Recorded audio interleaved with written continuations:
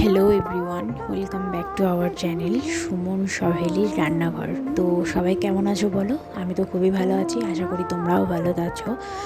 তো আজকে একটু ভাবলাম ম্যাগি করে খাই, অনেক দিন হলো ম্যাগি খাইনি, তো আজ ইচ্ছা গেল একটু খেতে। তো ভাবলাম যে দুটো ট্রিক্স তোমাদের সাথে একটু শেয়ার করি। হ্যাঁ, জানি কম বেশি সবাই ম্যাগি খেতে ভালোবাসে বা ম্যাগি বানাতেও পারে, খুব সহজই একটা জিনিস, যে কেউই বানাতে পারে।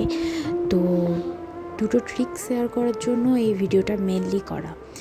এক হচ্ছে, যখন আমরা ম্যাগিটা সেদ্ধ করব জলে, তখন যদি ম্যাগিটার সাথে একটু লেবুর রস দেওয়া হয়, তাতে একটা সুন্দর স্মেল ছাড়ে আর টেস্টটাও বেশ একটা আলাদা টাইপের ফ্লেভার টাইপের আসে, লেমন লেমন ফ্লেভার টাইপ।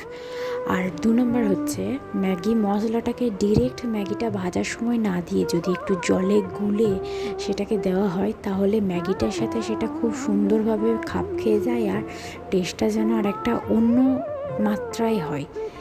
এই দুটো ট্রিক্সই তোমাদের সাথে শেয়ার করার ছিল, আর আমি ভিডিওর মাধ্যমে তোমাদের এই দুটো ট্রিক্সই বললাম।